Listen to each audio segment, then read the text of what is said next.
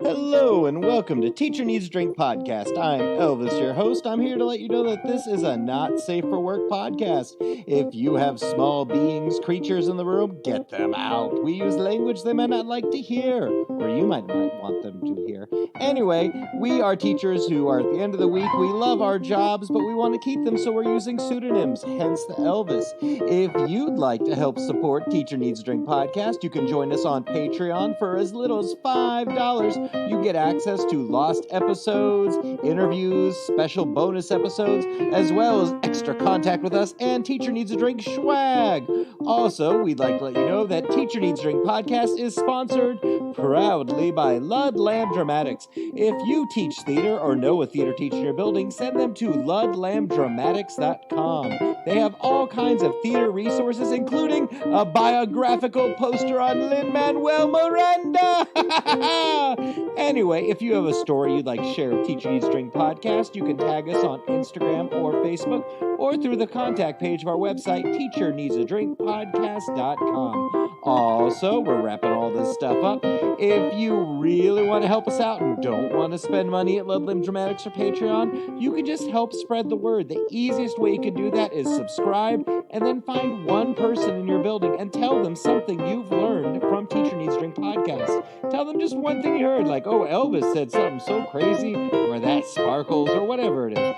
Anyway, it's time to get started. My friends, enjoy, take care of yourselves, and, oh, I just said it, but I'm going to say it again. Enjoy episode 47. Cheers.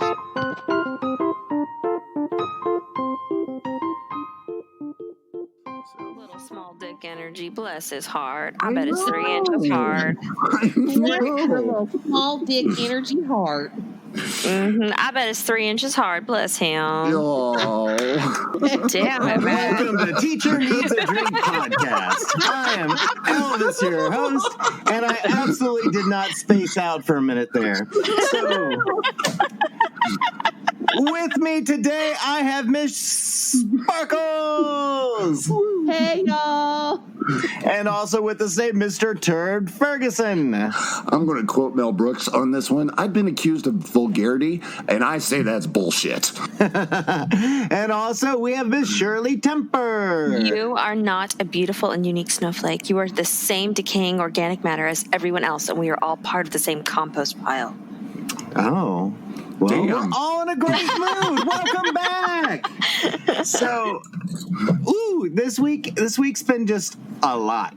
It hasn't been like a bad, well, I take it back. The news and like outside world is out back and nasty, but I realized once I started getting back involved with the school and some of the in-service, and all of my in-service were handled very well, but just getting back in, I kind of felt good having that little bit of a purpose back.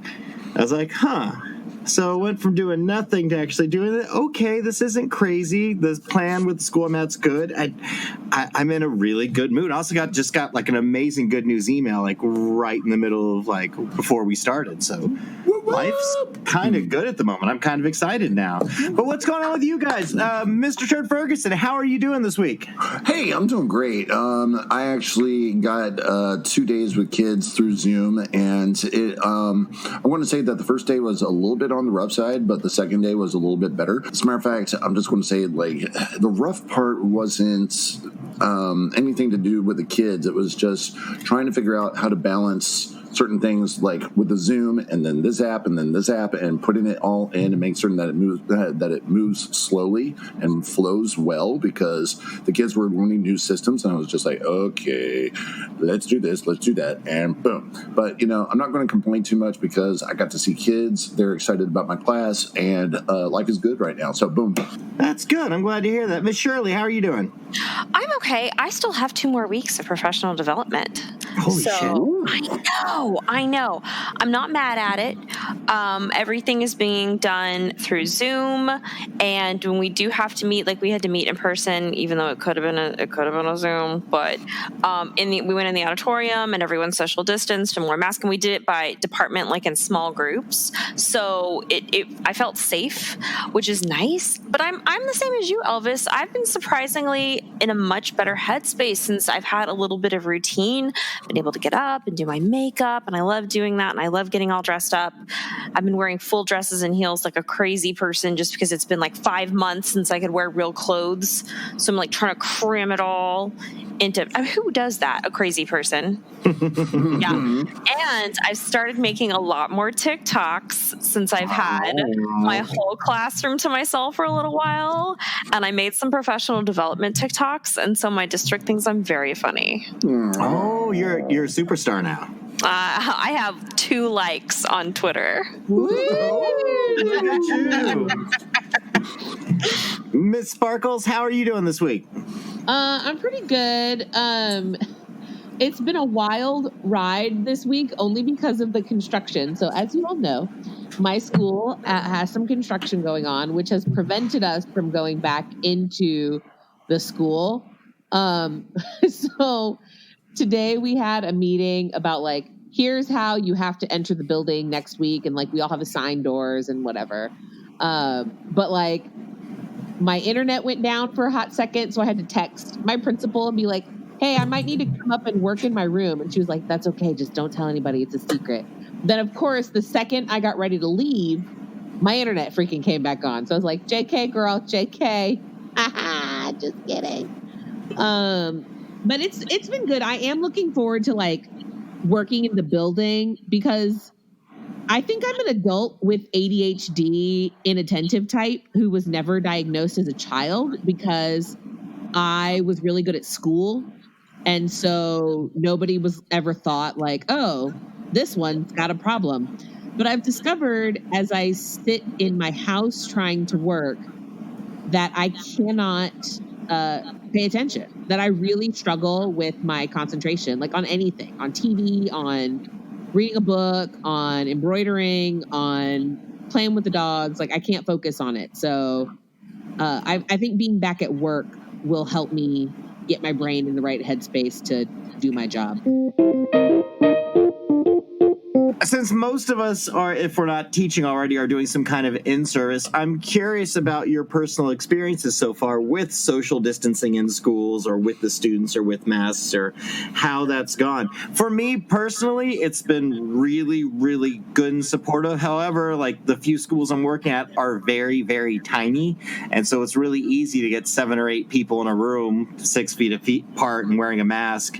And they even gave us face masks and face shields if we want them and all kinds of great stuff. But I can say one thing that I do know is my district, and I think my campus especially in particular, has been very clear about procedures right now for coming in. Like I said, like we have a specific door we can enter and exit. We can only enter and exit at specific times because somebody has to be at the door to like do a temp check and everything. We have specific bathrooms we're allowed to use depending on what hall your classroom is on. Like it's intense. And they've made it very clear that if you are in a room with another person, you better have a mask on. Long story short, I mean, so ours is not nearly as intense as Miss Sparkles, but now I'm thinking that it should be. But in which case, like in our rooms, if we are isolated in our rooms, you do not have to wear the mask. But as soon as you step out into the hallway, you need to be wearing your mask the entire time. If you are anywhere near anyone, wear your mask. Now, there is another department in my hall wing area that they share an office. So the 2 people in that office, they are doing Zooms with their masks still on. And one of them said today say, like, I'm not doing it anymore. I'm going to find a different spot so that I can actually, teach without the mask on or Zoom without the mask on. And there it is. We do know that there are a couple of people that have not exactly been, what's the word I'm looking for, diligent in wearing their mask. And we do know that an email was sent out to everyone as a general reminder with like 30 different exclamation points after it, like, wear a damn mask when you're in the building. Oh, honey, I can't. We were told that you had to wear a mask, that it was non-negotiable. If an adult was not wearing a mask, they would be written up and immediately sent home. That has not happened, and it's clearly not going to happen. People aren't wearing masks at my school. They are not social distancing. They're meeting together in groups. And some of them are wearing face shields, but not a mask underneath. Don't even get me started on Jesus. that. And how the fact that science fucking says that that's not safe. The face shield goes on top of the mask, you dumbasses. But it boggles my fucking mind. And not only are they not wearing masks, they're not social distancing. I had to go to a training in the cafeteria, which is really huge. And it was just 2 different departments so we could spread out safely, which is fine with me. And everyone in my department socially distanced, wearing a mask. This other department full of coaches, I said it, coaches. Fucking coaches. Fucking coaches. Like half the table not wearing masks, sitting together all at the same table, shoulder to shoulder. But the cherry on the shit cake today, one of my friends who's in a different department than me sends me a message and says, my department is in a small conference room. There are 12 people in there. None of them are wearing masks. They are having a party for one of our teachers who's medically fragile. Who got a kidney? It gets better. Who got a kidney transplant a year ago? It was a celebration party. Oh, Jesus Christ! What? None of them are wearing masks. They brought food from home that they prepared, and they were all eating it. No. God, stupid! Yes. Damn it! Fuck. Yes. I'm so angry. Yeah, that's pretty dumb. I am in my best. I work with my best friend. I'm very lucky. She is down the hall from me. Even when we are in the same room together, we stay 6 feet apart and we keep our masks on. We don't hug. I haven't hugged anybody. And it boggles my mind. And I think, honestly, truly, people think that, oh, this is my friend. They would never put me in harm's way. Dummies. It's a virus. Nobody does it on purpose. Right. It's not like your friend's like, let me give this bitch COVID. It makes me feel crazy. It makes me feel crazy. Is that like, am I wrong there? Or I feel like because of your reactions, you're on the same page as me. Yeah, it's pretty universal. That's stupid. I'm curious, have any of your schools or district discussed or talked about what their plan would be for when students come who have been exposed or you actually have confirmed cases? One of the schools I'm at, their only line is that if someone is having symptoms, they are not allowed to return to school for 10 days unless they have a COVID-free note from their doctor. But if they even go home and say, like, oh, I've got a headache or I can't, blah, blah, blah, they're not allowed back until they come back with a doctor's note. And that's not going to, even if they end up being positive, they're not going to shut down a class. They're just going to wait for people to show symptoms and limit to exposure. But since it's going to be small, and they seem to like small class sizes, like really small, we're talking like 6 and 11 kids in a big room. I'm not as worried about that. But what is your situation? What's going on? Turd, your hands up. See, I'm worried about that shit. I'm not talking about my district. I'm talking about like in general, like so I have not heard a plan. I think that's mostly because we don't have kids coming on campus yet. And I'm hoping that it gets addressed before we do have kids coming on campus because, I mean, I'm assuming, and that's the bad thing, it's an assumption that they're going to go by the guidelines that were laid forth, that you're going to shut down that school and clean it for 5 days, and they're going to go virtual, but nothing's been put to paper, nothing's been put out to us, and I'm just like, okay, do not make this a last-minute bullshit thing, please. It's all hypothetical. It's if you're exposed, then you... It's kind of bullshit. Basically, even if you're exposed, unless you show symptoms, you're expected to be there. Yeah. I'm not even going to hold my breath for any type of thing. I will say, I have a new super, and we met with him today. And he said repeatedly, we are planning on starting on the 31st, but that may not happen. And he said, we'll probably have to shut down. And I say this, I feel like every week, I don't feel like a lot of principals and superintendents are being that frank. So I'm hoping, because he's new, that he's a man of action and not word, because, yeah. I'm trying to remember, because I know they said something about teachers, if you're exposed, only needing to quarantine for 5 days.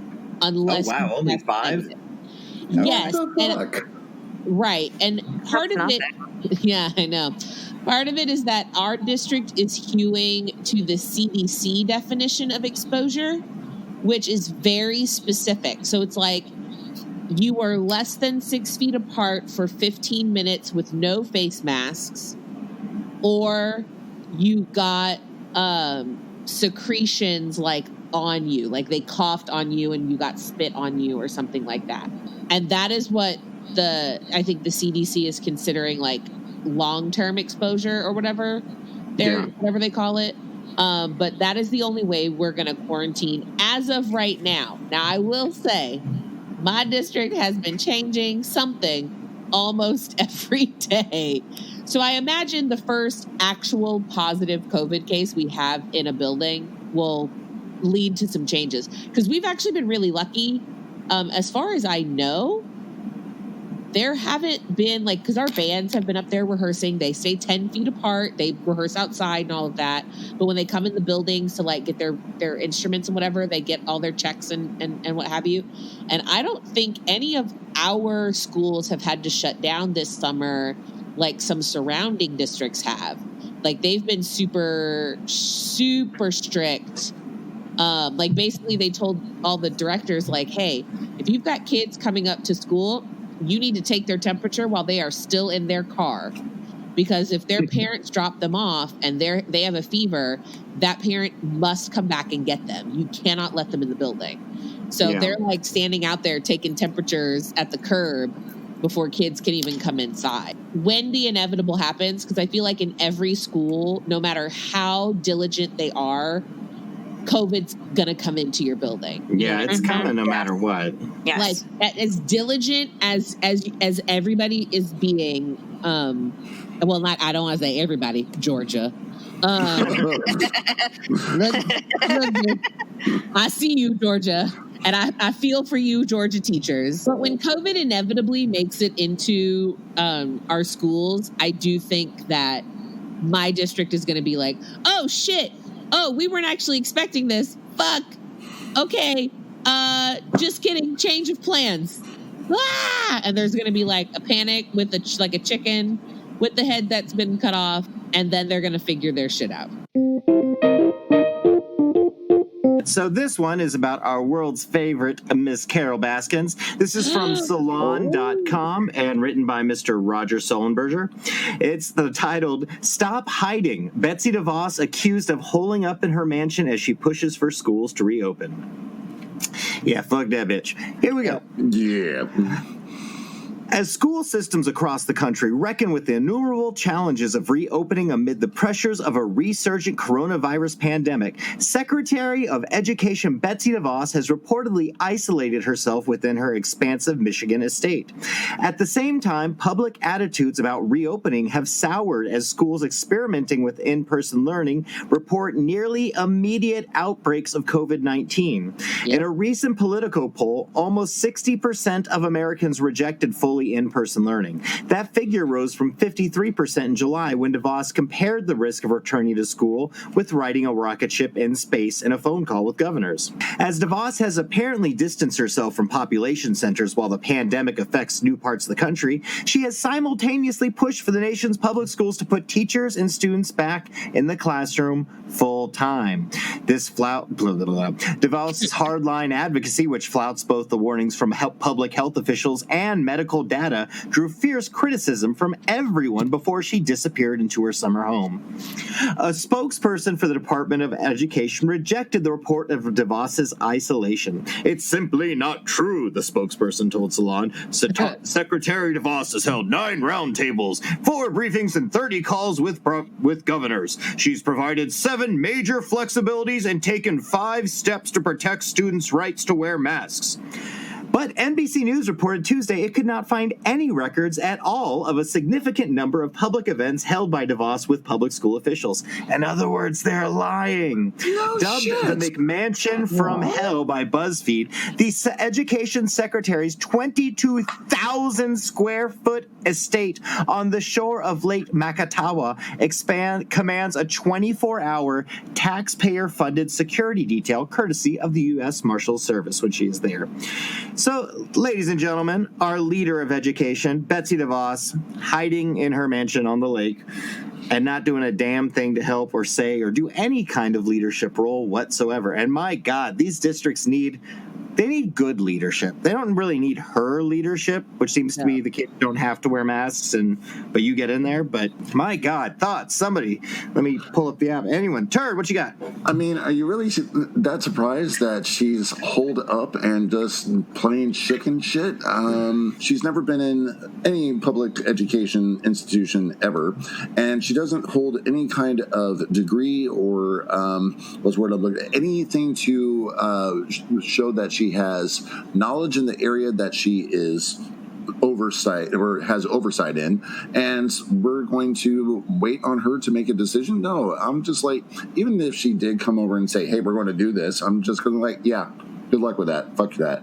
No, I'm not surprised she's hiding at all. If I had pulled the shit she's been pulling, I wouldn't be able to show my face. I'm really curious how a lot of these people who have worked for the Trump administration and made a lot of these just blatantly anti-people, anti-life, anti-whatever, not anti-life, but anti-Black Lives Matter, anti-statements can even show their face and not be embarrassed. I really don't get it. So her hiding in a cave, well, not a cave, in a huge ass mansion makes sense to me. I'm almost more scared of the people who are still just out there like, yeah, haha, yeah, I did that. Oh, don't worry, it's cool. Dear listeners, listen carefully. You got to fucking vote in November, for the love of God. Get your ass to the polls. Request your mail-in ballot. Do whatever it fucking takes. I don't care if you are in line for 12 hours to cast that vote, for 24 hours. You got to vote. We got to get this bitch out. And the only way we're going to do it is if Trump is not president.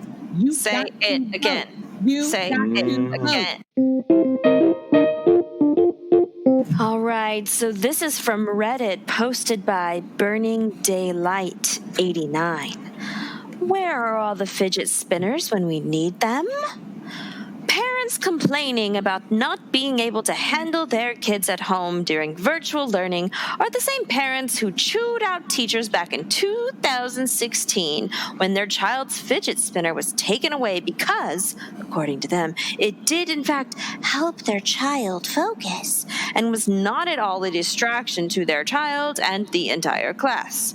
All they have to do is use that same energy and bust out the old fidget spinner. Edit. I'm not referencing children who actually benefit from having fidget gadgets to help them focus. I've seen the benefits of fidget toys. such as these with my students. However, I have also seen students who don't even need such an aid and creating class distractions with them. They simply want to jump on a new fad. Those are the children I'm referencing. No, parents need to get their shit under control, but man, it is overwhelming. On the parent side of it, I've got my 2 kids at 2 different schools, middle school and elementary, and I think in the last 72 hours, 3 days, I have gotten 43 different emails from each school just saying what the new procedures are, what they want to do, when's pick up and drop off, when, not pick up and drop, like supplies they want to send home, all of that stuff. And it's getting to the point where I really can't read them all, because some of them are just like, hey, that link didn't work, so we're sending this again, to like a whole nother message. Like if they had just waited and just sent out one master communication, it would have been beautiful. But they're sending out so many, I really can't and probably won't read them all, no matter how hard I try for the love of my children. And then they end up missing out. So it's hard, but I'm not about to chew out the teachers or bitch at the counselors, because my God, I know what they're going through. It's hard for everyone. It sucks for everybody. Turd. You see, here's the thing. With all the Zoom classes going on, I'm going to say that teachers are even more under the microscope. I'm already hearing from other people in my neck of the woods that, like, parents are coming in and being all upset because they already see, and this is like on day 3 or 4 for these other teachers I've been talking to. They're already upset that certain accommodations are not being fulfilled, and rightfully, okay, that's something that we're supposed to do, but they're like getting up in arms just because things aren't being done immediately the way they are supposed to be on day 3 or 4. Give us a chance to build relationships, please. But I've seen some schools that have almost crazy Zoom requests where they're literally expecting their students to be on Zoom meetings for 7 hours a day or 6 hours a day. We all know even the most like obsessed kid watching TV isn't going to sit there for 7 hours without getting up or doing something else, or my God, actually paying attention for that long. It's insane what some places are expecting to do. Pretty much never am going to like those parents anyway, and so if you give me a reason not to like them, I'm really going to just take it and run with it. They're not going to win you over. No. Hey guys, guess what? What? Turd, did you hear me? Guess what, man? What? We have a Patreon. Yeah. Patreon. No, you don't. That's right. For as little as $5 a month, you get access to unreleased episodes of Teacher Needs Drink podcast, bonus episodes, interviews, snippets, things that were cut from the show. And also you can get Teacher Needs Drink swag like bottle openers, buttons, shot glasses, koozies. It's amazing. Go to Patreon now. So this is called the Meteor. Earth is about to be struck by a mammoth meteor. Though no one knows exactly what will happen, most scientists assume life on Earth will be totally altered and potentially eliminated. Everyone on the planet is freaking out. Suddenly, you receive a bizarre email. The government demands that you must fly to Washington, D.C. immediately by order of the president. The email message includes a first-class plane ticket. Once you arrive at the airport, military police confiscate your cell phone and wordlessly transport you to a secret hangar that houses 10 massive space shuttles. You are escorted onto one of the ships. Not counting the crew, there are 24 equally confused people waiting on board. You recognize a few of these people instantly. Bill Gates, the musician Prince, and Oprah Winfrey. When the individuals you don't recognize begin talking and interacting with one another, it becomes clear that all of them are brilliant scientists, consequential artists, or extremely wealthy political figures. The ship's captain informs all of the passengers that the space shuttle will be leaving Earth in 2 hours. He does not say where it's going, although he does insist that anyone who wants to remain on Earth is free to stay behind. You are 90% certain you have been selected for this trip by mistake. Do you remain on board? And if you do, how will you explain your presence to the other 24 passengers? You have no idea if admitting your true identity will disqualify you from traveling. Who has thoughts? What are you going to do? You're on the escape pod. I have so many thoughts. Go for it. First of all, fuck Trump. Nice. I'm classy. I like to keep it classy. Second of all, Prince is alive. Yeah. The cards are like 3 years old, so Okay. bear with me here. I mean, I was excited. Yeah, so. Yeah. Third of all, fuck yes, I'm leaving. No, I'm going to stay on Earth and die. Hell no. If there's an out, I'm going to take it. And if somebody asks me why I'm here, I'm just going to be really mysterious and be like, why do you think I'm here? And just never tell anybody. Just let that mysterious persona marinate. I think my sole mission would just be to seduce Oprah. That's my goal. Sparkles? Like, who answered this question and who answers it and it's like, no, I would totally stay on Earth and die in a fiery meteor. Like, what? Like, no, I'm leaving. I don't care what it takes. I don't care who I have to lie to. I don't care if I go to space jail. I am getting on that escape pod and I'm out, Girl Scout. Yeah. I want to say I'm going to miss my wife, but I'm going to go. Well, I mean, this is a world where Prince is still alive, so I'm assuming that it's some alternate like reality where I'm not married and I don't have children and I can be completely selfish without consequence. It's the one where David Bowie survived, because that's when it all went downhill. Was when he went off the planet. It all started about then. All right, my friends. Well, thank you for joining us for another episode of Teacher Needs a Drink podcast. Please take care of yourselves over these next few weeks. It's going to be intense as we all kind of get back to it. But do what you can. Make sure you take time for yourself to breathe and acknowledge your feelings. And, man, get a happy hour in if you can. Sit like 8 feet apart or just have cocktails over Zoom if you need to. But make sure you're out there for other people. I'd like to thank my guest today, Ms. Shirley Temper. It was wonderful having you. His name is Robert Paulson. And Mr. Turd Ferguson, I'm glad to have you back. Thank you. I'll be over here in the compost. Ugh. And also Miss Sparkles, you were a delight. That's right, I am. All right, my friends, deep breaths, deep drinks. Cheers! Cheers! There's some hoes in this house. There's some hoes in this house. There's some hoes in this house. All right, thanks for joining us for another episode of Teacher Needs a Drink podcast. Teacher Needs a Drink podcast is brought to you by Ludlam Dramatics, as well as our fine, wonderful Patreons over at Patreon. Remember, for as little as $5, you can get access to bonus episodes, extra stuff, lost episodes, all kinds of great stuff. And also, I'd like to give a special thank you to our guest today, Ms. Shirley Temper, Mr. Turd Ferguson, and Ms. Sparkles, as well as a big hug and kiss to Priscilla, who's by my side while I do all of this stuff. Now, where was I? Teacher Needs a Drink comes out with new episodes every Wednesday at the crack of 12:05 a.m.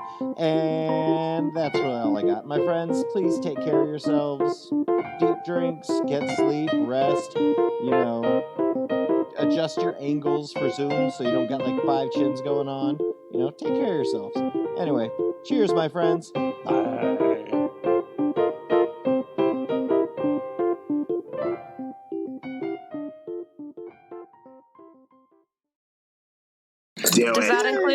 Does that include a link to your OnlyFans, Elvis?